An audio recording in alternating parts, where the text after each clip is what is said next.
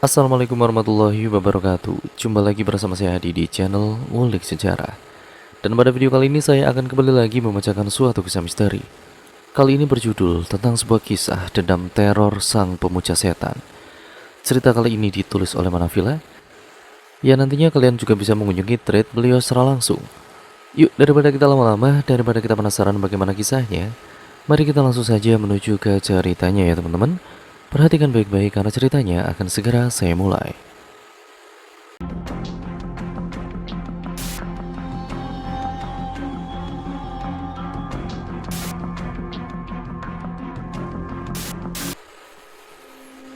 Pada tahun 2010 lalu, ada seorang gadis bernama Diandra. Diandra adalah seorang gadis yang sangat disayang oleh neneknya. Neneknya bernama Namira. Sangat memanjakan Diandra dan juga apa yang Diandra inginkan selalu dikabulkan olehnya. Tidak bisa dipungkiri, memang Diandra ini dibesarkan oleh neneknya karena ayah dan ibunya sibuk bekerja di kota. Kesehariannya Diandra selalu dimanja dan disayang oleh sang nenek. Namun, Diandra tidak pernah menerima sedikit pun kasih sayang dari orang tua kandungnya. Kasih sayang yang Diandra terima hanyalah dari neneknya saja. Hingga dewasa, kasih sayang orang tuanya baru terlihat jelas. Namun, Diandra masih merasa sang nenek yang paling menyayanginya. Perhatiannya membuat Diandra susah untuk berpisah dengannya. Neneknya Diandra bukan cuma sayang dan perhatian pada Diandra. Akan tetapi dia ingin Diandra mempelajari adat dan kebudayaan daerah asal di mana neneknya lahir. Namun, karena kedua orang tua Diandra ini ingin Diandra melanjutkan pendidikannya di Jakarta, maka Diandra tidak bisa mewujudkan keinginan nenek tersebut. Karena Diandra merupakan siswa berprestasi dan cerdas, Diandra mendapatkan pendidikan S1 minimal 2 tahun saja. Karena Diandra berpikir ia tidak pergi lama, ia memutuskan untuk menempuh pendidikannya di Jakarta selama 2 tahun. Dan ia juga tahu bahwa sang nenek akan menunggu hingga dia pulang. Ketika saatnya tiba untuk Diandra berangkat ke Jakarta, terlihat wajah sedih termenung sang nenek yang membuat suasana menjadi haru. Diandra berjanji kepada neneknya bahwa ia akan menemui sang nenek hingga pendidikannya selesai. 2 tahun berlalu, Diandra yang sudah selesai dari pendidikannya mendapat kabar dari ayahnya bahwa neneknya sakit keras dan juga terus memanggil-manggil namanya. Diandra yang khawatir segera naik pesawat tercepat menuju kampungnya. Saat momen tersebut juga, nenek Diandra ini menghela nafas untuk yang terakhir kalinya. Diandra sempat mengucapkan 2 kalimat syahadat dan tidak lupa keinginan terakhirnya pun sempat terucap di hadapan ibu dan ayahnya Diandra. Ingat ini, Sukma, Raffi, sebelum saya pergi, saya ingin bertemu Diandra terlebih dahulu. Namun sayangnya keinginan terakhir itu tidak dapat terpenuhi. Saat Diandra sampai di bandara, ia dijemput oleh kekasihnya. Ayo, kita harus cepat, mereka udah mau mandiin jenazah. Hah? Mandiin jenazah? Astagfirullahaladzim. Iya Diandra, nenek kamu meninggal dunia. Diandra yang kaget dengan kabar tersebut tidak berlama-lama lagi untuk menunggu dan langsung menuju ke rumah duka. Di sana Diandra hanya bisa menangis dan juga meratapi jenazah sang nenek yang terbengkalai tidak berdaya. Diandra hanya dapat meminta maaf kepada neneknya yang sudah tiada. Maafkan Diandra, Nek. Gak bisa tepati janji Diandra ke nenek. Diandra yang merasa bersalah dan juga lemah tidak berdaya langsung diangkat oleh pacarnya karena mereka akan segera memandikan jenazahnya. Setelah mereka memandikan jenazah, ayah Diandra bersama para warga lainnya menyiapkan keranda, sementara beberapa dari mereka sedang memakaikan kain jenazah ke jenazah nenek. Ketika hendak pergi, tangisan Diandra membuat semuanya sedih melihatnya, mengingat orang yang sudah membesarkan dan juga menyayanginya pergi meninggalkan sejuta kenangan dalam memori ingatannya. Setelah proses penguburan berakhir, Diandra hanya termenung dan menangisi kuburan neneknya hingga malam tiba. Ketika hendak pulang, Diandra dikejutkan oleh penampakan sesosok pocong. Kemudian Iki datang menghampirinya. "Iki, ada pocong di situ." "Sudahlah, mungkin kamu lelah. Ayo kita pulang. Mereka akan segera memulai hajatan." "Hajatan? Apa maksudnya?" "Hajatan itu adalah hajatan yang..." Belum selesai Iki berbicara, ia dikagetkan kembali oleh Diandra. "Apa itu di sana? Di mana? Nggak ada apa-apa." "Tadi aku lihat." Sudahlah, lanjutkan yang tadi." "Jadi hajatan itu adalah hajatan doa bersama yang dilakukan untuk mengenang orang yang sudah meninggal. Nah, di dalam tiap-tiap hajatan, roh akan datang dan melihat keluarganya untuk yang terakhir kalinya." "Jadi nenek datang?" "Ya mungkin hanya orang yang tidak bisa melupakan jasad orang yang sudah meninggal dan masih punya janji yang dapat melihatnya." "Aku akan bertemu nenek?" Pertanyaan Diandra pun hanya dibalas senyuman oleh Iki. Mereka berjalan pulang sambil menceritakan hajatan. Ketika Diandra dan juga Iki sampai di rumah sudah dipasang tenda biru yang amat panjang. Kemudian meja-meja panjang diatur di bawah tenda hingga terlihat sangat panjang. Di atas meja mereka menaruh kain putih yang menutupi meja-meja tersebut, ditambah taburan bunga kantil dan juga daun pandan. Di ujung meja bagian kiri ditaruh 2 gelas air putih dan juga tempat kemenyan. Diandra yang melihat hal tersebut langsung bertanya kepada Iki. "Ini mereka lagi ngapain?" "Itu hajatan yang aku bilang ke kamu. Kok kelihatan seperti persembahan-persembahan dukun sih?" "Ya memang sih, tapi bukan berarti pakai dukun juga kali." "Nah terus kapan mulainya ini?" "Tuh, sudah mau dimulai. Lebih baik kamu tunggu saja di dalam." "Ya udah deh." Diandra masuk ke dalam rumah dan mendengarkan lantunan doa-doa yang dibaca di dalam hajatan tersebut. Bacaannya sama seperti bacaan Al-Quran biasa. Mendengar suara Diandra, ibu Diandra pun menghampirinya. "Diandra, kamu udah pulang sayang?" "Iya ibu." "Bu, malam ini aku tidur di kamar nenek ya?" "Iya boleh. Tina tolong kamu antarkan Diandra ke kamarnya ibu ya." "Iya baik kak." "Diandra, ayo." "Ya udah, ayo." Sesamanya di kamar nenek, Diandra pun melihat di atas tempat tidur nenek ada taburan kembang kantil dan juga daun pandan, serta ada tempat kemenyan di atas ranjangnya, membuat seisi kamar berbau seperti kuburan. "Tante, yang gini-ginian ini perlu ya?" "Ya kita ikuti adat saja, tapi seperti tempat pesugihan." Kamu ini ada-ada saja. Ya udah tante tinggal dulu ya." Tina pun kemudian pergi meninggalkan Diandra sendirian di kamar. Tidak berselang lama, Diandra yang merindukan neneknya pun berucap, Nenek, Diandra rindu sama nenek." "Nenek juga rindu sama Diandra." "Hah? Nenek?" Ketika mendengar seruan tersebut, Diandra langsung tertidur dan lampunya diredupkan. Tidak sampai 2 menit lamanya, kursi goyang milik neneknya itu bergerak sendiri selama 10 detik. Dan tanpa Diandra sadari, sebuah sosok hitam nampak pada kursi goyang milik nenek dan sedang memperhatikannya tidur. Siapa sosok hitam tersebut? Hari mulai pagi. Sinar matahari menyinari indahnya pemandangan di depan rumah Diandra. Namun, Diandra tidak kunjung bangun karena ia sedang bermimpi. Nenek jangan pergi. Jangan tinggalin Diandra, Nek." Iki yang kebetulan sudah berada di rumah Diandra pun dengan tergesa-gesa langsung menuju kamar yang ditempati Diandra. Diandra, bangun Diandra." "Wah, kamu kenapa teriak-teriak? Buat aku terkejut saja kamu itu." "Iki, aku mimpi ketemu nenek. Kamu masih dalam masa berduka makanya kamu ingat sama nenek." "Iya ya mungkin." Setelah obrolan itu selesai, Diandra pun bergegas mandi dan keluar kamar untuk bergabung dengan yang lainnya, yang kebetulan ibu dari kekasihnya itu ikut hadir ke rumahnya Diandra. "Diandra sayang, ibumu menyuruh saya untuk kasih kamu makanan ini," ujar Bu Ruslan, ibunya Kiki. "Makasih tante, tapi Diandra gak lapar." Sayang, gak boleh begitu, nanti kamu sakit lagi. Sini bu, biar Iki yang nyuapin Diandra." Ya udah Diandra, tante tinggal dulu ya. Iya makasih ya tante. Sekarang kamu makan ya. Atau mau aku suapin? Ah, kamu itu sok romantis aja. Ya udah makan ya, nanti kamu sakit lagi. Iya ya dokter, makasih udah mau nemenin aku sampai sekarang.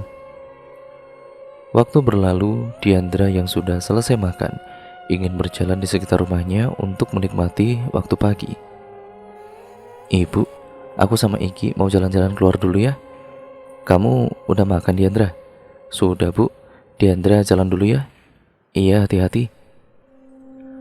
Ketika mereka keluar, Diandra tertarik untuk pergi ke bukit belakang rumah mereka. Saat mereka berdua tiba di atas, Diandra melihat sosok perempuan dan menghampirinya di bawah pohon yang sejuk. Diandra, kamu tunggu di sini ya. Aku BAB nih. Kau jorok sekali. Ya udah sana. Ya udah. Ah, siapa itu? Diandra berjalan kemudian mendekati gadis itu yang berada di bawah pohon. Nama kamu siapa? Amanda. Kamu lagi ngapain? Aku Diandra. Senang bertemu denganmu. Oh ya, kamu di sini sendirian? Iya, ayahku meninggal tepat 1 tahun lalu. Oh, maaf, aku tidak tahu. Tidak apa-apa. Kamu kangen ya sama ayahmu? Iya, aku sempat buat kenang-kenangan tapi itu malah membuatku sial. Memangnya apa yang kau lakukan untuk mengenangnya? Aku mencoba memasang tali pocong dari bekas kain kafan ayahku, tapi malah diteror pocong. Itu sebabnya aku pindah ke sini. Jadi pocong itu Diandra? Iki menghampiri Diandra. Kamu itu bicara sama siapa? Kamu gak lihat ya? Ini namanya Amanda. Mana? Kamu ngayal kali? Hah? Tadi ada di sini sumpah. Ah, sudahlah. Ayahmu menyuruhku untuk membawamu pulang. Soalnya mereka mau memasangkan tali pocong. Ayo cepet. Tali pocong. Malam harinya hajatan malam kedua dimulai. Diandra disuruh untuk berada di dalam rumah lagi. Ayah Diandra mencoba membujuk Diandra untuk memasangkan tali pocong. Hingga hajatan Diandra selesai, Diandra tetap tidak mau memakainya dan memilih untuk langsung tidur. Tepat tengah malam, Diandra ini terbangun untuk minum air, dan saat ia di dapur, ia melihat sendok dan juga piring bergerak sendiri di atas meja makan. Siapa itu? Bunyi sendok dan piring seakan-akan ada seseorang yang makan di atas meja tersebut. Nenek? Apa itu nenek? Diandra. Diandra kemudian lari ketakutan meninggalkan dapur dengan keadaan rumah gelap gulita. Kemudian ia bertabrakan dengan ayahnya. Diandra, kamu kenapa? Kok belum tidur? Tadi ada hantu. Ada hantu di dapur. Makanya itu tadi papa bilang pakai tali pocong. Pokoknya Diandra gak mau pakai itu. Sudahlah, Diandra mau tidur, capek. Diandra merasa cobaan yang diterimanya sangat berat. Matahari pun terbit. Burung-burung mulai bersiul di pagi hari. Diandra yang tidak bisa tidur kembali, akhirnya dia berjalan keluar dari kamarnya. Dan di sofa sudah ada Iki yang menunggunya. Diandra, kok kamu kelihatan pucat gitu sih? Semalam aku gak bisa tidur, diganggu sama setan terus. Mungkin kamu kecapean. Udah sana istirahat lagi. Iya mungkin. Ya udah ya, aku istirahat lagi. Iya, aku juga mau bantuin papaku benerin pipa. Iki pun pulang, dan Diandra masuk ke kamar neneknya untuk beristirahat. Nenek, aku tahu nenek di sini. Keluarlah, aku kangen sama nenek. Diandra, kamu cari siapa? Nenek, gak ada orang, ujarnya sembari duduk di kursi goyang nenek. Ternyata masih nyaman juga ya nih kursi. Seketika Diandra pun tertidur dengan lelapnya dan lampu mati secara tiba-tiba. Tanpa Diandra sadari, di sekeliling tempat duduknya ada pocong, setan merah dan neneknya. Sementara Iki ia sudah selesai benerin pipa rumahnya dan dia dikunjungi ayah Diandra. Om Raffi, ada apa om? Diandra mana Ki?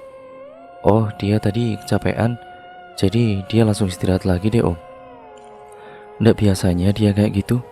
Ya udah sebentar. Malam kan ada hajatan lagi. Nah, kamu sama Diandra pergi ke kubur nenek ya untuk siramin air yang sudah diberi doa. Siap om, beres lah. Om makasih ya sama kamu, udah mau jagain Diandra, rajin bantuin orang lagi. Ah, om ini bisa aja. Di rumah Diandra sudah ada Pak Imam yang datang untuk memberikan air untuk kuburan nenek. Assalamualaikum. Beberapa kali Pak Imam mengucapkan salam, sama sekali tidak terdengar balasan. Justru yang ia dengar adalah suara teriakan. Permisi, ada orang? Brak. Ah, Diandra, kamu di dalam nak? Tolong, Diandra. Astagfirullahaladzim, kamu kenapa? Ah, Pak Imam, tadi ada setan banyak. Istighfar Diandra, istighfar. Astagfirullahaladzim, Pak Imam ada perlu apa datang ke sini?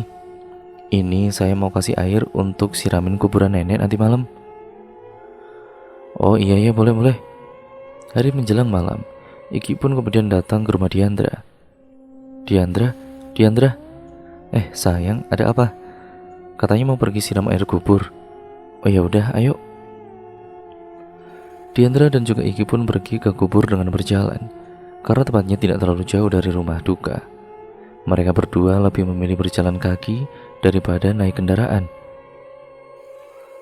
Mereka berdua berjalan sambil menikmati indahnya sunset, hingga mereka tiba di kuburan. Hari sudah gelap. Akhirnya sampai juga. Aku siramin, kamu baca doanya. Oke, ujar Diandra yang kemudian membaca doa. Setelah sekitar 6 menit di kuburan, mereka kembali pulang. Di sana mereka sudah mulai hajatan. Diandra kemudian masuk ke dalam rumah dan lihat ibunya sedang menonton TV. Diandra berjalan dengan senter menuju belakang dapur untuk mengecek kontak listrik rumah mereka ini yang tiba-tiba padam. Namun sampai di dapur, Loh, kok senternya mati sih? Diandra? Wah, akhirnya sudah menyala. Apa itu tadi? Diandra tiba di tempat kontaknya. Ia berjalan menuruni tangga dan mulai menghidupkan kembali kontak listriknya itu. Nah, akhirnya menyala juga. Diandra pun berbalik menaiki tangga. Diandra dikejutkan oleh sosok pocong yang mengerikan wujudnya. Kemudian ia berlari kembali ke ruang tamu. Akan tetapi sesamanya di dapur ia terpleset dan tersandung. Diandra, Mama, tolongin Diandra. Diandra pun tiba di ruang tamu. Tiba-tiba tembok ruang tamu berlumuran darah. Kemudian ibunya Diandra pun menghampiri. Diandra, kamu kenapa? Cuma khayalan ternyata. Makanya jangan ngalamun. Udah sana tidur. Kamu kecapean kali? Iya, kepalaku jadi pusing. Diandra berjalan ke kamarnya dan tidur kembali untuk menghilangkan rasa stres yang menghantui selama malam hajatan tersebut berlangsung. Di pagi harinya Diandra menelepon Pak Imam agar membicarakan hal yang menimpanya setiap malam. Saat Pak Imam datang dan melihat kondisi Diandra yang stres itu, langsung membicarakan hal tersebut. Pak Imam, apa benar di setiap malam hajatan selalu ada setannya? Sebenarnya tidak, tapi apa yang aku alami ini pasti ada sesuatunya. Maksudnya Pak Imam? Saya gak ngerti. Jadi begini, orang yang sudah meninggal tidak mungkin bisa kembali lagi. Saya tidak percaya dengan hal-hal beginian. Tapi saya sudah menerawang bahwa ada orang yang niat jahat sama kamu. Niat jahat siapa? Maaf, saya tidak bisa beritahu hal ini kepada kamu. Saya sarankan sebaiknya kamu baca doa sebelum tidur, kemudian pakai tali pocong ini. Hah? Bukannya tali pocong ini malah membawa petaka? Bisa saja pocong itu mendekati kita. Benar, tapi kalau pakai tali pocong ini, pocong itu nggak bakalan mendekati kamu. Ya udah deh, makasih ya Pak Imam atas nasihatnya. Iya, sama-sama. Setelah berbincang-bincang mengenai masalah tersebut, Pak Imam pun kemudian pulang. Saat keluar rumah, Pak Imam bertemu ayah Diandra dan juga Iki. Bagaimana kondisi Diandra? Tanya ayah Diandra. Dia sudah tenang. Pak Imam, selesai ini aku mau bicara dengan Pak Imam ya. Ujar Iki, tentu saja. Ketika memulai hari yang panjang, akhirnya malam itu pun tiba. Diandra yang ketakutan mulai merasakan hal yang sangat aneh. Yang pertama, listrik di rumah padam kembali. Terdengar suara-suara aneh dan ada penampakan di kamarnya Diandra. Tapi dengan penangkal yang diberikan oleh Pak Imam kepada Diandra, dia merasa lebih lengah dan aman. Ternyata setan-setan itu tidak menggangguku lagi. Diandra, muncullah setan merah di belakang Diandra. Namun ia tidak menyadari dan mulai tertidur nyenyak. Keesokan harinya Diandra mendapatkan telepon dari ayahnya bahwa ibunya masuk rumah sakit karena segera melahirkan. Diandra yang mendengar kabar tersebut sangat senang sekali karena ia segera mendapatkan adik baru. Tapi di samping itu ayahnya berpesan, "Halo Diandra, tolong kamu siapin hajatan selama 3 malam terakhir ini ya. Soalnya papamu jagain mama nih di rumah sakit." "Hah? Mama kenapa, Pak?" "Mama akan segera melahirkan dan kamu akan segera punya adik." "Alhamdulillah." "Ya sudah, biar aku yang nyiapin hajatan ini sampai 3 malam terakhir ini." "Oh iya, kamu nggak sendiri nanti ada Tante Tina yang nemenin kamu di sana." "Ya udah deh, Pak. Papa andalkan kamu ya." Saat Diandra menutup teleponnya, ia didatangi oleh Tante Tina. "Diandra, udah makan sayang? Papa kamu nitipin kamu ke Tante nih." "Oh sudah Tante, makasih ya Tante. Papa udah bilangin ke Diandra kok." "Ya udah, nanti malam Tante balik lagi ya." "Iya Tante." Saat Tante Diandra pulang, Diandra mulai mempersiapkan apa saja yang dibutuhkan untuk hajatan Diandra nanti malam. Ia sudah membuat daftar kerjaannya, mulai dari kain putih, daun pandan, bunga bougainville, kemenyan, dan lain sebagainya. Semua itu ia harus disiapkan dalam waktu singkat. Belum lagi Diandra harus menyiapkan makanan untuk orang yang membacakan doa dalam hajatan tersebut. Hari mulai sore, orang-orang mulai berdatangan untuk membantu Diandra mempersiapkan hajatan tersebut. Tidak lupa, mereka juga mengabari tantenya Diandra. Di sana, Diandra sudah mempersiapkan meja dan juga lainnya untuk hajatannya, kecuali makanannya, karena sangat banyak makanan yang harus disediakan. Ibu-ibu di sekitar rumah Diandra alias tetangga Diandra turut membantunya dan mempersiapkan makanan tersebut. Ketika persiapan makanan sudah siap, Diandra istirahat sejenak. Dia melihat bahwa hari sudah gelap. Dia tidak pernah menyangka bahwa mempersiapkan hajatan Diandra itu tidak segampang yang ia kira. Ternyata nyiapin hajatan ini gak gampang juga ya. Capek aku. "Diandra, kamu capek ya? Udah kamu istirahat saja." "Udah makan kan nak?" ujar Tante Tina. "Belum Tante, kamu tunggu di sini ya, Tante ambilkan makanan." Setelah hajatan dilakukan, Diandra duduk dan istirahat sejenak untuk menunggu hingga hajatan tersebut selesai. Dan setelah selesai, Diandra langsung kembali tidur. Dan, tali pocongku mana? Perasaan pas tadi aku makan dan juga duduk sama tante masih ada kok tali pocongku. Diandra. Nah, tuh kan datang lagi. Aku harus pergi dari sini. Diandra pun kemudian meninggalkan rumah untuk sementara agar dapat mencari tahu sebenarnya apa yang terjadi pada dirinya. Sementara itu, tali pocong Diandra ini tidak akan membuat dia selamat. Dia sekarang sedang diganggu oleh roh jahat, ujar Tante Tina. Apa maksud dari Tante Tina ini? Diandra tidak sanggup lagi diteror habis-habisan. Dia memutuskan untuk lari dari rumah dan juga tidur di luar. Pada saat Diandra berlari keluar, dia melihat sesosok wanita berjubah hitam dengan menutup wajahnya dan agak menunduk.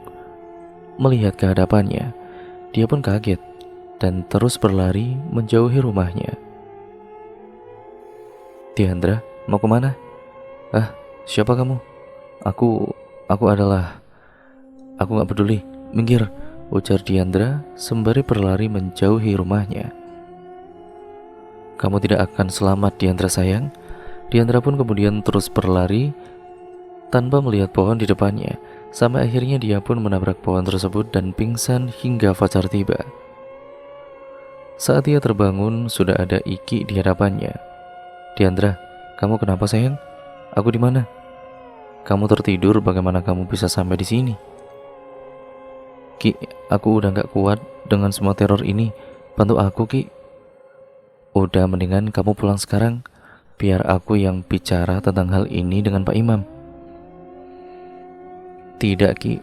Aku gak mau pulang. Takut." "Gak usah takut. Takkan terjadi apa-apa padamu, serius deh. Baiklah, aku andalkan kamu." Setelah Diandra pulang dan Iki segera menemui Pak Imam. Setibanya Iki di rumah Pak Imam, Iki disambut hangat oleh Pak Imam sembari mengajak minum teh. "Ada apa, Ki? Kamu ada masalah dengan Diandra ya?" "Tidak, jadi begini. Kejadian di rumah Diandra itu kayaknya bukan gangguan atau kelelahan Diandra semata, tapi..." "Iya, saya sudah tahu. Tapi saya enggan bilang kepada Diandra. Apa yang Pak Imam tahu? Bisa dijelaskan kepada saya, Pak?" "Jadi, semua setan yang dikirim ke Diandra adalah perbuatan tante dia." "Tante Tina maksudnya?" "Iya, Tinalah orangnya. Dari dulu Tina dengan Sukma ibunya Diandra adalah kakak beradik yang penyayang. Hingga suatu saat Tina ini iri karena perlakuan nenek Diandra yang selalu memanjakan Sukma. Tina membalas dendam dengan cara mengirim santet untuk meneror Diandra, orang yang paling disayang ibunya, yang tidak lain adalah nenek Diandra itu sendiri. Jadi peristiwa di rumah Diandra itu beneran terjadi?" "Itu benar. Ingat, bantulah Diandra melawan teror ini. Saya juga akan turut membantu." "Baik, Pak Ustadz." Iki sudah mendapat jawaban atas teror yang menimpa Diandra. Ia ingin segera menolong Diandra dengan memberitahukan ini ke Diandra terlebih dahulu sebelum malam tiba. Sesamanya Iki di rumah, Diandra pun mulai mempersiapkan hajatan untuk malam yang ke-6 ini, yang dibantu oleh tantenya, yaitu Tante Tina. Iki, ada apa?" tanya Diandra. "Ada yang mau aku omongin sama kamu." Tidak lama berselang, muncullah Pak Imam. "Iki, biar saya yang bicara." "Ada apa ya?" "Jadi begini, Diandra. Teror yang kamu hadapin setiap malam itu adalah perbuatannya dari tantemu." "Hah? Tante Tina maksudnya?" "Gak mungkin." "Begini." Pak Imam pun kemudian menjelaskan dan juga bercerita kisah yang sebelumnya diberitahu pada Iki. "Gak mungkin. Tanteku orang baik-baik kok. Dendam tantemu itu sangat dalam. Ingat, berhati-hatilah." Mereka membahas hal tersebut hingga sore. Pak Imam dan juga Iki pun pulang untuk bersiap-siap memulai hajatan di rumah Diandra. Matahari mulai terbenam, suara azan mulai menggema. Persiapan Diandra telah sampai pada akhir dan siap untuk dimulai. Hajatan pun dimulai. Doa-doa tahlilan terdengar di seluruh rumah Diandra. Diandra yang merasa tenang mendengar doa-doa tersebut memilih untuk tidur sejenak. Namun dalam mimpinya ia dihantui oleh setan merah, pocong, dan juga hantu tinggi bernama Meki. "Hentikan!" teriak Diandra. Semalaman Diandra berhadapan dengan makhluk-makhluk astral tersebut hingga ia tidak bisa tidur. Ia pun kemudian memutuskan untuk mencari Pak Imam agar mengakhiri teror yang dibuat oleh tantenya. Pada saat ia keluar dari kamar, ternyata Iki dan juga Pak Imam sudah menunggu dia di ruang tamu. "Pak Imam, Iki, maaf sudah buat lama menunggu," ujar Diandra. "Sudahlah Diandra, ayo ke sini. Aku punya cara." "Pak Imam, saya semalam diganggu dan juga ada nenek lagi bersama setan-setan itu. Sebenarnya apa mau mereka?" "Begini, saya punya cara, tapi khusus untuk kamu." "Apa itu Pak Imam?" "Diandra, kamu harus segera membiarkan nenekmu pergi. Kalau tidak, dia akan terus gentayangan." "Tapi Pak Imam..." "Ambil air ini, kamu ikut berdoa di malam terakhir ini, dan pergilah ke kuburan nenekmu dan siramkan air ini di kuburannya dari ujung hingga ke ujung." "Baiklah, aku akan berusaha sebaik mungkin." Bagus, sementara Iki, kau halangilah Tante Tina. Baik Pak Imam, aku akan mencoba melewati ini. Setelah mereka berbincang-bincang, Diandra duduk termenung dan mempertimbangkan hal yang barusan dibicarakan. Diandra tidak menyangka bahwa tantenya sendiri yang dipikirnya itu baik dan juga lemah lembut adalah seorang penganut setan. Di balik baiknya hati Tante Tina, ternyata tersembunyi sifat kafir dan juga munafik. Sementara itu, di rumah Tante Tina, wahai yang murka, wahai yang gelap, bawalah siksa bagi Diandra, bawalah mimpi buruk bagi Diandra. Aku mempersembahkan aja tali pocong ini. Dia mengirim setan ke Diandra untuk diteror lagi. Hahaha, Diandra, kamu kenapa? Tanya Iki. Dia mau dirasuki. Awas biar aku coba melepaskannya. Tunggas Pak Imam. Hahaha. Kau bukan apa-apa. Aku adalah setan terkuat. Bismillahirrahmanirrahim. Wah, brak. Beberapa kali Pak Imam kemudian membaca doa sampai akhirnya Diandra tersadar. Apa yang terjadi padaku? Kamu dirasuki tantemu. Kita tidak boleh tinggal diam. Baiklah, tidak perlu banyak bicara lagi. Aku sudah memutuskan ini sudah melewati batas. Untuk saat ini saya cuma bisa bantu menyarankan dan juga mengatasi. Tinggal kalian yang berbuat. Baik Pak Imam. Waktu terus berlalu, malam hari pun tiba. Hajatan malam terakhir dipersiapkan sebaik mungkin. Diandra dibantu oleh Iki dalam mempersiapkan hajatannya. Diandra pun kemudian mengambil posisi di dekat meja, yaitu meja hajatan itu, sesuai permintaan dan saran dari Pak Imam. Setelah berdoa dan hajatan selesai, Diandra dan juga Iki pun masuk ke dalam rumah dan mempersiapkan diri untuk menghentikan teror ini. Saat mereka mulai bersiap-siap, tiba-tiba lampu rumah Diandra mati, dan kemudian mulai terdengar suara-suara yang sangat mengerikan. Mereka datang, mereka datang. Ayo Diandra, kita pergi dari sini. Diandra dan juga Iki pun berlari keluar rumah. Diandra menyuruh Iki untuk melaksanakan tugasnya, dan dia juga melaksanakan tugasnya masing-masing. Diandra berlari ke arah kuburan neneknya dan Iki menuju ke rumah Tante Tina. Saat di tengah-tengah perjalanan, Diandra tersesat di antara pohon-pohon pisang dan tiba-tiba, "Wah, pohon pisang, celaka. Diandra, sial, aku harus keluar dari sini," ujar Diandra. Sementara Iki, "Tante Tina, keluar. Sial, rumahnya diblok semua. Bagaimana aku bisa masuk?"